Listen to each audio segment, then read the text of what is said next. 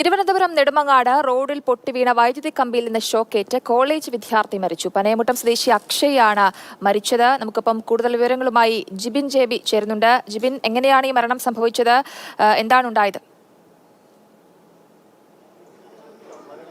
ജയലക്ഷ്മി, ഇന്നലെ രാത്രി 12:15 കൂടിയാണ് ഇത്തരത്തിലൊരു അപകടം ഉണ്ടാകുന്നത്. കേറ്ററിംഗ് തൊഴിലിന് പോയ 3 യുവാക്കൾ സഞ്ചരിക്കുന്ന വാഹനത്തിന്റെ മുകളിലേക്ക് ഇലക്ട്രിക് പോസ്റ്റും സമീപത്ത് നിന്ന റബ്ബറിന്റെ ഒരു ശിഖരവും പതിക്കുകയായിരുന്നു. നമ്മൾ ഈ ദൃശ്യങ്ങളിൽ കാണുന്നത് പോലെ ഈ മുകളിൽ കാണുന്ന മരമുണ്ട്, റബ്ബർ മരമുണ്ട്. ആ റബ്ബർ മരത്തിന്റെ ശിഖരം തൊട്ട് താഴെയുള്ള ഇലക്ട്രിക് വയറിലേക്ക് പതിക്കുകയായിരുന്നു. പക്ഷേ സ്വാഭാവികമായിട്ട് സാധാരണഗതിയിൽ ഇത്തരത്തിലുള്ള ചെറിയൊരു മരമൊക്കെ വീണ് കഴിഞ്ഞാൽ അത് താങ്ങാനുള്ള ഒരു ശേഷി ഈ ഇലക്ട്രിക് പോസ്റ്റുകൾക്കുണ്ടാകും. പക്ഷേ ഈ ഇലക്ട്രിക് പോസ്റ്റ് കാലപ്പഴക്കം ചെന്നതാണ്.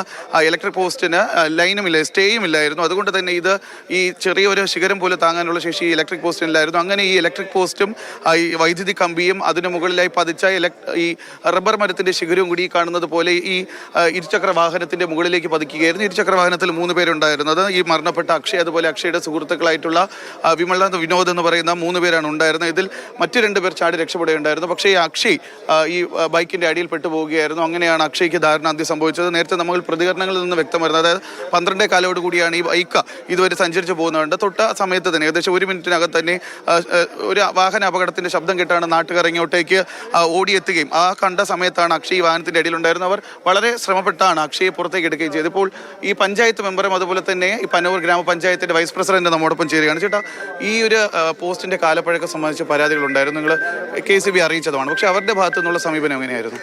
പക്ഷെ അവരിത് മാറ്റാൻ തയ്യാറായിട്ടില്ലായിരുന്നു. പക്ഷെ അവർ മാറ്റി കഴിഞ്ഞെങ്കിൽ അപകടം നമുക്ക് ഒഴിവാക്കാമായിരുന്നു.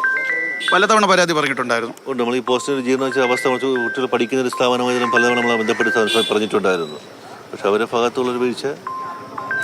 അത് മാത്രമല്ല, ഈ റോഡിന്റെ മുകളിലായിട്ട് അല്ലെങ്കിൽ ഈ വൈദ്യുതി കമ്പിക്ക് മുകളിലായിട്ട് ഒരു സ്വകാര്യ വ്യക്തിയുടെ പറമ്പിൽ നിന്ന് റബ്ബർ മരം അത് ഉണങ്ങിയ നിലയിൽ നിൽക്കുകയാണ്. അപ്പോൾ ഈ KCB സാധാരണഗതിയിൽ ലൈൻ കമ്പികൾക്ക് മുകളിലൂടെ കിടക്കുന്ന കട്ട് ചെയ്യുമ്പോൾ അത് കട്ട് ചെയ്യാൻ മാറ്റാണ് ചെയ്യുന്നത്. പക്ഷേ അവർ പറയുന്നത് വെച്ചാൽ നമ്മൾ ചോദിച്ചാൽ പറയാം, അവർക്കൊരു പരിധിയുണ്ട്, അത് കഴിഞ്ഞാൽ കട്ട് ചെയ്യാൻ പറ്റത്തില്ല.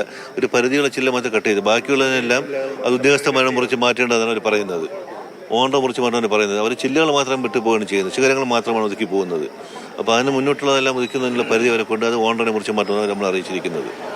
ജയലക്ഷ്മി, അതായത് ഈ സിസ്റ്റത്തിന്റെ തകരാറ് കൊണ്ട് തന്നെയാണ് വീണ്ടും ഒരു ജീവൻ നഷ്ടമായിരിക്കുന്നതെന്ന് നമുക്ക് എടുത്തു പറയണം. കാരണം പല തവണ നാട്ടുകാർ പരാതിപ്പെട്ടിട്ടും KCB ഈ വൈദ്യുതി പോസ്റ്റ്, കാലപ്പഴക്കം ചെന്ന വൈദ്യുതി പോസ്റ്റ് ഇതുവരെ മാറ്റാൻ തയ്യാറായിട്ടില്ല. നമുക്ക് അനാസ്ഥ ഒരിക്കൽ കൂടി പുറത്തു വരികയാണ്. അതായത് പലതവണ പരാതിപ്പെട്ടിട്ടും അതിനൊരു നടപടി എടുത്തില്ല എന്നത് തന്നെയാണ് ഇതിലൂടെ വ്യക്തമാകുന്നത്. കാരണം കാലപ്പഴക്കം ചെന്ന പോസ്റ്റാണ്.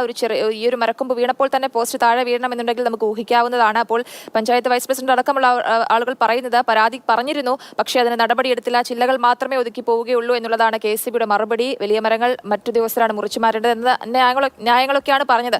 എന്തായാലും അത് ഒരു ജീവൻ കൂടി എടുത്തിരിക്കുകയാണ്. സിസ്റ്റത്തിന്റെ വീഴ്ച, KCBയുടെ ഭാഗത്ത് നിന്ന് ഗുരുതര വീഴ്ചയുണ്ടായി എന്നുള്ളത് വ്യക്തമാണ്. അങ്ങനെയാണ് നാട്ടുകാരും പഞ്ചായത്ത് അധികൃതരും ഒക്കെ ആരോപിക്കുന്നത്.